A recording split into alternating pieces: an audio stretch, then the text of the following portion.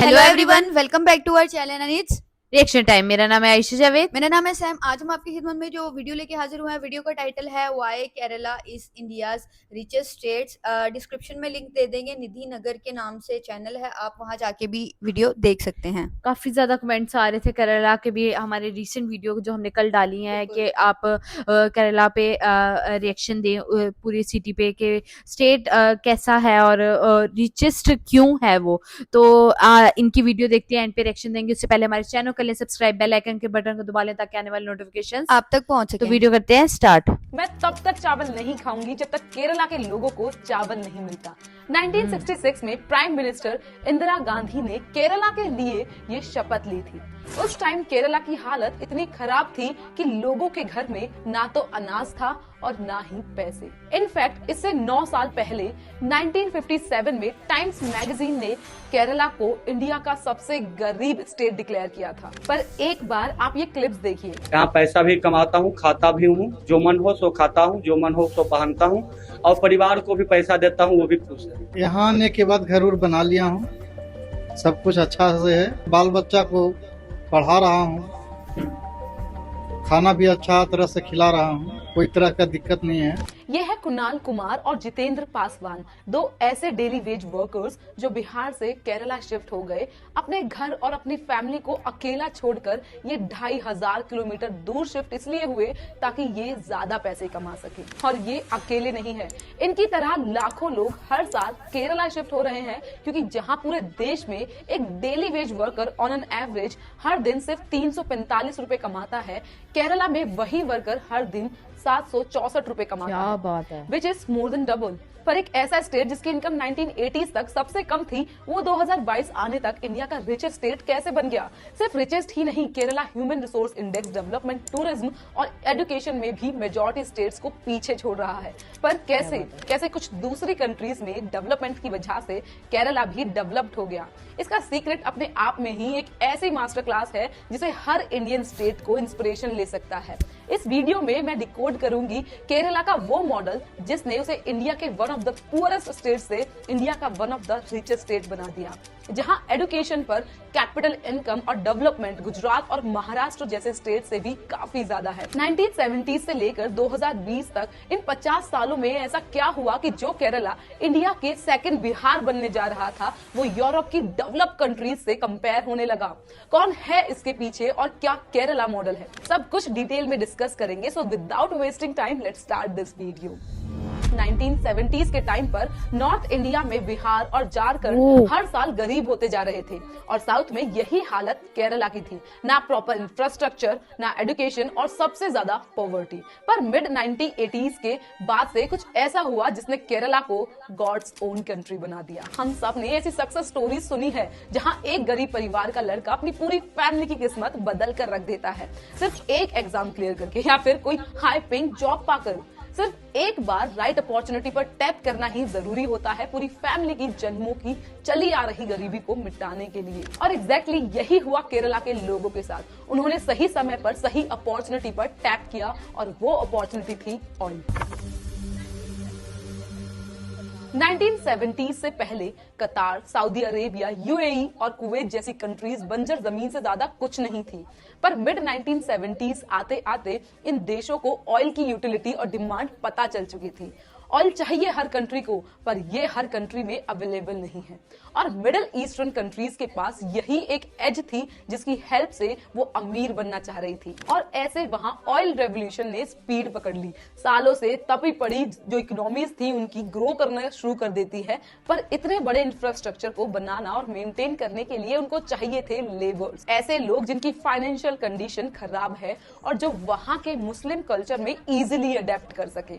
और केरला के लोग इस जॉब प्रोफाइल के लिए बिल्कुल परफेक्ट फिट बैठते थे। पहले 10 लोग गए, फिर 100, फिर 1000 और देखते ही देखते लाखों लोग हर साल बेहतर जॉब इनकम की तलाश में केरला से मिडिल ईस्ट की तरफ जाने लगे। 1981 में 1 लाख लोग काम की तलाश में केरला से मिडिल ईस्ट गए और ये नंबर इसके बाद हर साल बढ़ता ही रहा। 1995 में 10 लाख और 2005 में 20 लाख केरलाइट्स काम ढूंढने मिडिल ईस्ट गए। जब एक जगह से लोग दूसरी जगह जाकर अपनी फैमिलीज को पैसे भेजते हैं, इसको रेमिटेंसेस कहा जाता है। जैसे उन देशों में मलयाली वर्कर्स बढ़ रहे थे, मिडिल ईस्ट से केरला आने वाले रेमिटेंसेस भी बढ़ रहे थे। 1980 से 85 तक केरला का जो फॉरेन रेमिटेंसेस था वो सिर्फ 536 करोड़ रुपए था, लेकिन 2015 से 20 के पीरियड में फॉरेन रेमिटेंसेस हो गई 90,000 करोड़। लेकिन केरला के लोग तो सिर्फ लेबर थे ना, तो वो इतने पैसे अपनी फैमिलीज को कैसे सेंड कर पा रहे थे?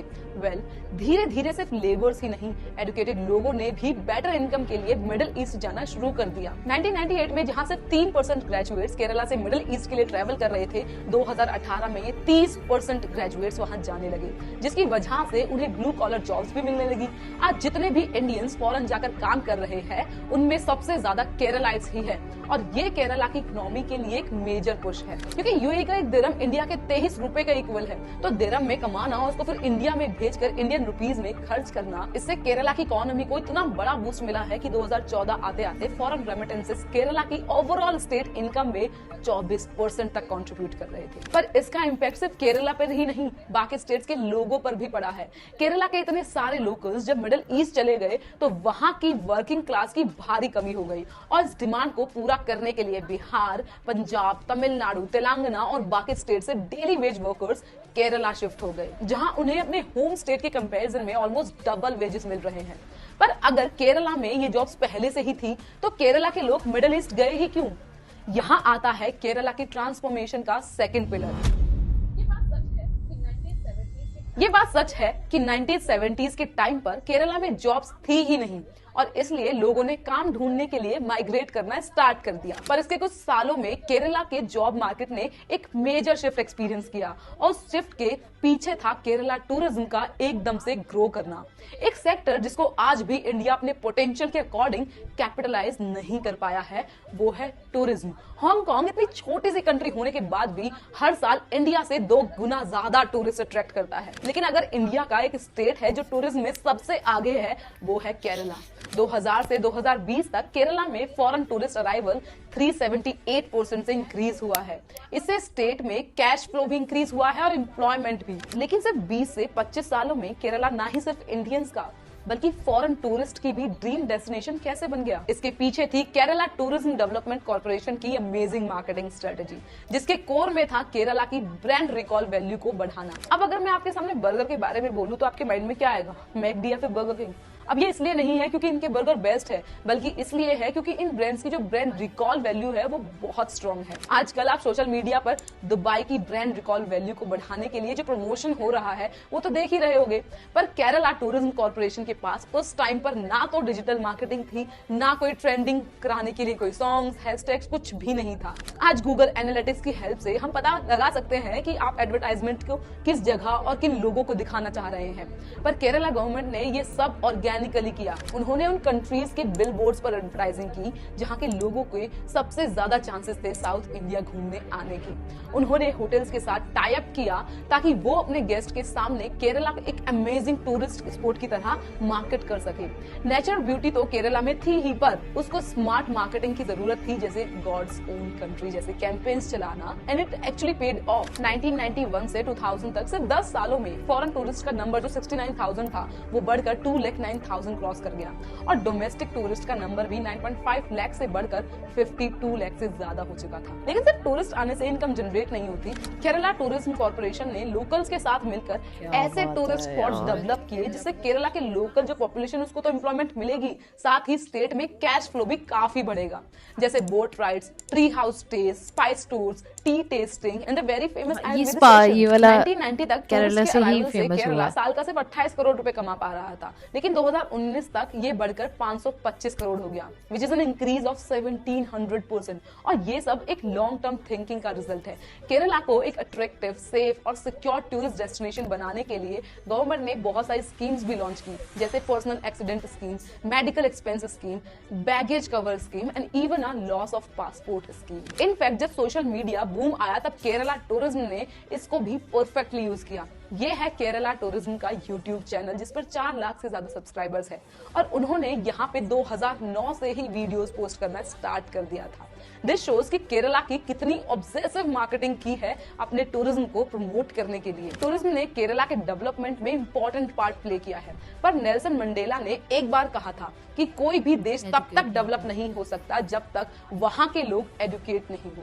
और ये ही है केरला की इकोनॉमी ट्रांसफॉर्मेशन का तीसरा पिलर। सोर्स जहां बाकी इंडियन स्टेट्स अपना बजट बड़ी बड़ी बिल्डिंग्स और ब्रिजेस बनाने में लगा रहे थे, केरला गवर्नमेंट ने उस बजट को ऐसे रिसोर्सेज में इन्वेस्ट किया जिसका रिटर्न ऑन इन्वेस्टमेंट सबसे हाई है, and that is human resource. Human resource यानी ह्यूमंस, चाहे इंटरनेट हो, चाहे ऑयल या फिर इलेक्ट्रिसिटी, कोई भी रिसोर्स तभी यूजफुल बनता है जब उसको ह्यूमंस यूजफुल बनाते हैं। और अगर ह्यूमंस ही नहीं होंगे तो रिसोर्सेज किस काम के?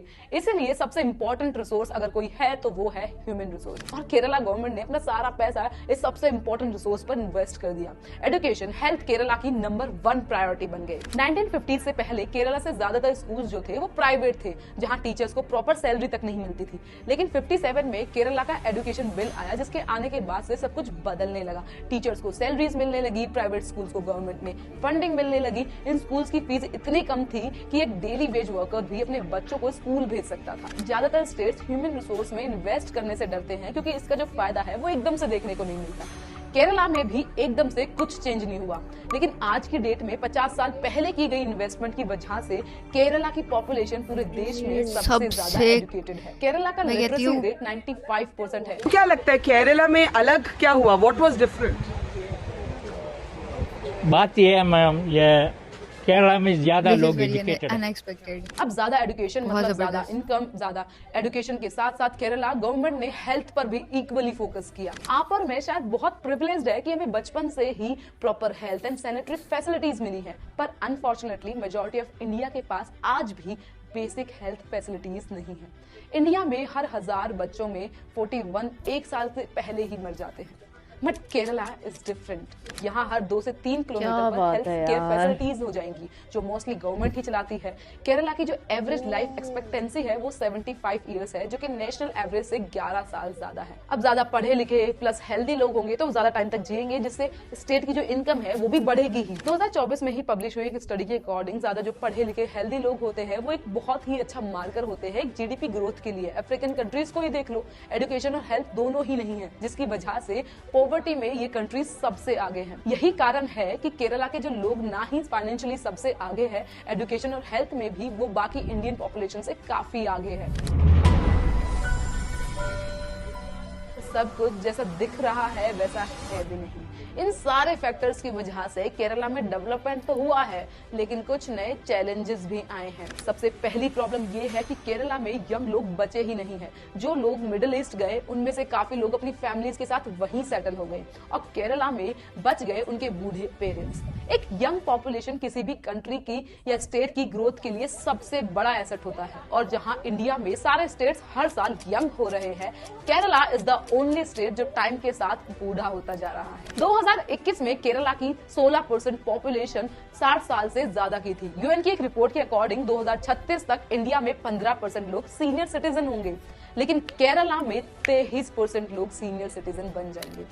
मेजर प्रॉब्लम यह है कि इन सीनियर सिटीजन की केयर करने के लिए इनके घर में कोई होगा ही नहीं। इनके बच्चे जो शायद 10-20 साल पहले मिडिल ईस्ट जॉब के लिए गए थे वो वहीं सेटल हो गए, और इसकी वजह से केरला में ओल्ड एज होम्स का नंबर काफी स्पीड से बढ़ रहा है, और इन ओल्ड एज होम्स को चलाने में गवर्नमेंट फंड का एक बड़ा हिस्सा यूज हो रहा है, और केरला गवर्नमेंट का इनएफिशिएंट टैक्स सिस्टम इस मैटर को वर्स बना रहा है। टाइम्स ऑफ इंडिया की आर्टिकल के अकॉर्डिंग केरला के लोग अमीर हो रहे हैं, लेकिन स्टेट अभी भी गरीब है, क्योंकि गवर्नमेंट ऑफिशियल्स को जितना टैक्स कलेक्ट करना चाहिए वो कर ही नहीं रही है, and this leads to borrowing.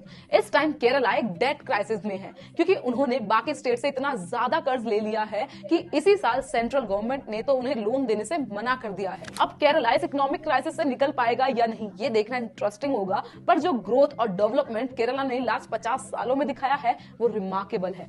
Kerala government ने सही टाइम पर सही चीज में अपनी कैपिटल इन्वेस्ट की, और इसका रिजल्ट आज दिख रहा है, क्योंकि बिहार की जो हालत आज है, एक टाइम पर केरला भी उसी रास्ते पर था। अगर आपको नहीं पता कि बिहार इतना ज्यादा गरीब कैसे बन गया, तो मैंने इस वीडियो में बिहार की केस स्टडी डिटेल में डिस्कस की है, so go check it out. That's it from my side for today. तो गाइस ये तो था केरला और मुझे इतना ज़्यादा कमेंट्स जो आ रहे थे मुझे अब पता चला है कि इस स्टेट की क्या बैक स्टोरी थी। आई थिंक सो वो जो उन्होंने बताया था कि मुझे उन्होंने जो बताया कि पहले केरला ऐसा था कि मतलब बिहार से भी मतलब बुरा था और वहाँ पे कुछ नहीं था और लोग मर रहे थे खाने के लिए भी और ना इनकम थी और ना ही कोई फैसिलिटीज़ थी। बट इस टाइम पे टॉप पे केरला जा रहा है और और इंडिया ये में जो वीडियो थी कि why Kerala is the richest state, इसका हरगिज ये मतलब नहीं था कि richest state in a way of money, उस चीज़ को लेके नहीं था। वहाँ पे डेवलपमेंट कितनी हुई है, वहाँ पे एजुकेशन को लेके, ह्यूमन रिसोर्सेज को लेके कितना मिलियनियर्स काम हुआ कितने है। हैं वहाँ पे। ऑफ कोर्स केरला में बहुत काम हुआ है यार सोशली अगर देखा जाए तो यार वहाँ पे ओल्ड वो बनाए गए हैं क्या कहते हैं वो ओल्ड होम्स जो ओल्ड होते होम हैं। बनाए गए हैं काफ़ी ज़्यादा बन रहे हैं हॉस्पिटल्स बन रहे हैं जगह जगह पे और यार मतलब सबसे ज़्यादा मैं शॉक्ड हुई जब उन्होंने कहा 97.6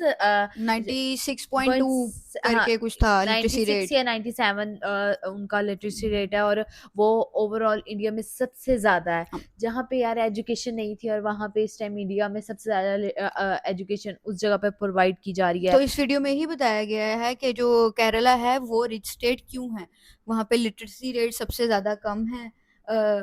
उसके अलावा अब कह लो कि 96.2, मैं कह रही हूँ कि वो टॉप 10 में भी अगर आओ तो वो फर्स्ट पे आ रहा था। दूसरी बात ये कि वहाँ पे जो है अगर एज की बात की जाए कि वहाँ पे लोग इस तरह के हेल्दी खाना खाते हैं कि उनका जो अभी भी जो एज का चल रहा है वो 74 से ऊपर तक चल रहा है।